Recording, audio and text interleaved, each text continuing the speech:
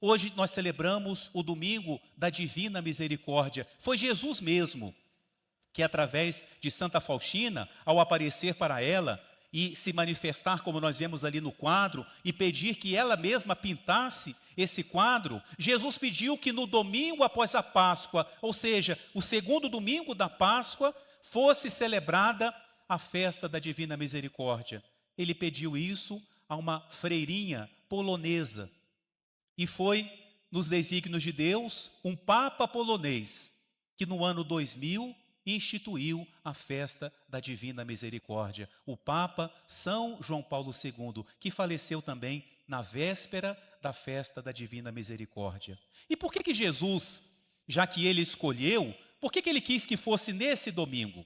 Porque o Evangelho de hoje nos fala da misericórdia de Deus. O que é a misericórdia de Deus? É o amor de Deus por nós. Mas esse amor tem uma característica, é um amor que se compadece, é um amor que tem compaixão, é um amor que vem ao encontro das nossas limitações, das nossas fraquezas e, sobretudo, dos nossos pecados. Como que nós vemos isso hoje no Evangelho?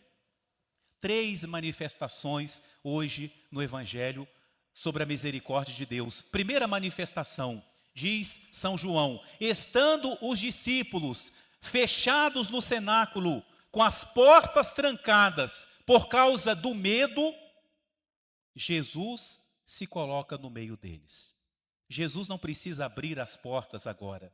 Ele pode entrar com as portas trancadas. Como ele saiu do sepulcro com a pedra lacrando a entrada do sepulcro. O seu corpo agora é glorioso. O seu corpo agora não está preso às condições da matéria. É um corpo real, é um corpo verdadeiro. Ele ressuscitou, mas esse corpo é glorioso. E Jesus entra com as portas fechadas. Mas qual o sentido disso?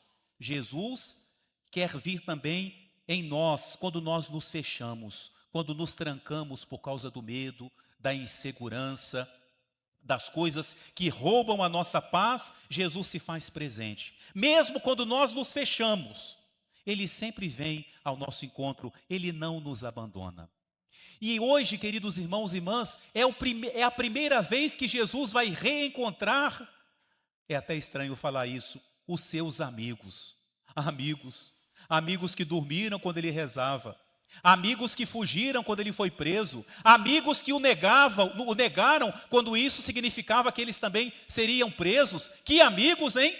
Assim não precisa nem de inimigos. É a primeira vez que Jesus se encontra com eles.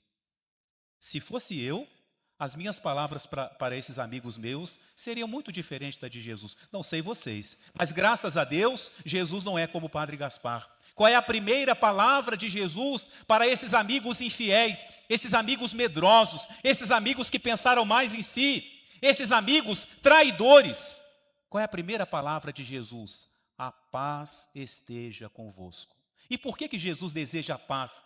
Porque Jesus sabe que esses seus amigos não o abandonaram por maldade. Não, um deles sim, Judas, né? Foi por maldade, foi por frieza, mas os outros não. Foi por fraqueza, foi por medo, foi por insegurança. Se eles agora estão trancados no cenáculo, é por causa da paixão de Jesus. Eles podiam falar: Jesus, nós estamos assim por causa do Senhor, do que aconteceu com o Senhor. Jesus sabe disso, que eles estão feridos por causa dele. Feliz aquele que sofre por causa de Jesus. E por isso Jesus, sabendo disso, usa de misericórdia. A primeira palavra para eles é essa: a paz esteja convosco. Que Jesus também possa vir até nós quando nos fechamos, quando o medo nos atormenta, quando o medo nos aterroriza, a insegurança, quantas coisas que vêm nos tirar a nossa paz. Que Jesus possa vir com a sua misericórdia e dizer também para cada um de nós: meu filho, fique em paz, eu estou com você. Você pode se fechar, mas eu jamais te abandono. Segunda manifestação da misericórdia de Jesus, Ele sopra sobre os apóstolos e diz: recebam o Espírito Santo. Os pecados que vocês perdoarem, ficarão perdoados. Os pecados que vocês não perdoarem, ficarão retidos. Foi hoje que Jesus instituiu este sacramento tão bonito, o sacramento da misericórdia, o sacramento da confissão, que é onde nós alcançamos normalmente o perdão de Deus. Como é bom que nós tenhamos, queridos irmãos e irmãs, devoção a este sacramento. Devoção. A confissão é um sacramento que tem que fazer parte da nossa vida. Se nós realmente nos consideramos pecadores, nós precisamos da confissão. Talvez a pessoa fale assim: eu não me confesso porque eu tenho muito pecado. Sempre que eu falo isso, eu lembro de uma história da minha terra, que é real, hein? O médico que me contou. Eu sou de um lugar pequenininho, né? E lá todo mundo se conhece. Então, um doutor lá, que tem hoje mais de 90 anos, ele contou que tinha uma senhora que todo dia ela ia no hospital. Claro, lá que ela sabia das notícias, lá que ela encontrava as comadres, né? Todo dia ela ia lá no posto, no hospital. Um dia ela não foi. O médico já estava acostumado com aquela rotina e ficou preocupado que a dona fulana não apareceu no hospital. Então, passaram os dias, ela voltou. Então ele perguntou: dona fulana, eu senti a falta da senhora não esteve aqui? Ela falou para ele assim: doutor, eu não vim porque eu estava passando mal. Ela ia no hospital todo dia. O dia que ela estava doente, ela não foi porque ela estava passando mal. Ou seja, ela não ia para se consultar. Ela não tinha a ideia de que o hospital é para os doentes. Quando a gente fala assim: padre, eu não me confesso porque eu tenho muito pecado, você é essa doninha, não é? Você é essa dona que não vai porque está doente. É o sacramento do perdão. Ali você não é julgado, ali ninguém vai te avaliar, vai te analisar. Não é nem sequer uma sessão de psicologia, não é isso. É o perdão de Deus. Se você vai ali, você tem uma certeza: você vai ser perdoado. Talvez alguém fale assim: não, padre, o senhor não se preocupa não, o senhor já tem muita gente na fila. Eu confesso diretamente com Deus. Obrigado, menos um na minha fila, muito obrigado. Mas eu faço para você uma pergunta. Você pode se confessar direto com Deus. E você tem certeza que Deus te perdoou? Você tem esse contato direto? Deus fala com você: eu te absolvo. Agora, quando você vai ali, essa certeza eu te dou. Quando o padre fala: eu te absolvo, você está perdoado. Porque é Jesus que deu esse poder. Então, a misericórdia de Jesus que vem até nós pelo sacramento da confissão. Mas talvez a manifestação mais bonita da misericórdia de Jesus nesse dia seja a atitude de Jesus com o apóstolo Tomé. Jesus aparece a primeira vez e o coitado do Tomé não estava com os apóstolos, chegou atrasado. É porque tinha muito carro para estacionar, ele não conseguiu, não tinha vaga em volta do cenáculo, a rua estava fechada, tinha jogo no estádio, então ele chegou atrasado, não conseguiu chegar a tempo quando Jesus estava lá. E quando ele entra no cenáculo, o ambiente já era outro. Não tinha mais aquele ambiente fúnebre, aquele ambiente triste, já tinham as janelas abertas, já estava correndo um ar fresco no cenáculo, e quando Tomé entra, os apóstolos falam: Tomé, Jesus esteve aqui. E Tomé, que ainda estava com o semblante de Sexta-feira Santa, diz para eles: como assim? Nós o deixamos no sepulcro, nós vimos a pedra que foi colocada na entrada do sepulcro, ele está morto. Não, Tomé, ele cumpriu a palavra dele. Ele disse que iria ressuscitar, e ele ressuscitou, ele esteve aqui. Eu não acredito. Tomé, está vendo esse pedacinho de peixe aqui? O que está faltando, ele comeu. Está vendo esse favo de mel? Ele chupou esse favo de mel, ele esteve aqui, Tomé.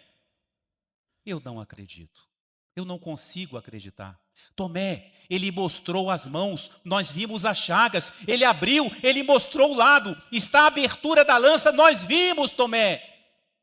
Eu não consigo acreditar, a não ser que eu coloque o meu dedo na chaga, que eu coloque a minha mão dentro dessa abertura que vocês estão falando, só assim que eu serei capaz de acreditar. A gente imagina o olhar dos apóstolos para Tomé, não é? E geralmente quando a gente fala dessa passagem, a gente até maltrata um pouco São Tomé, porque a gente fala: que homem incrédulo, que homem teimoso. É verdade até certo ponto. Mas será que ele era somente um homem teimoso? Será que realmente Tomé era um homem incrédulo? Um homem frio? Um homem que não acreditava na palavra de Jesus? Ou será que ele era uma pessoa que amava muito a Jesus, mas que agora estava ferido? A sua fé estava abalada. E abalada por quê? Por causa de Jesus. Abalada por causa da cruz.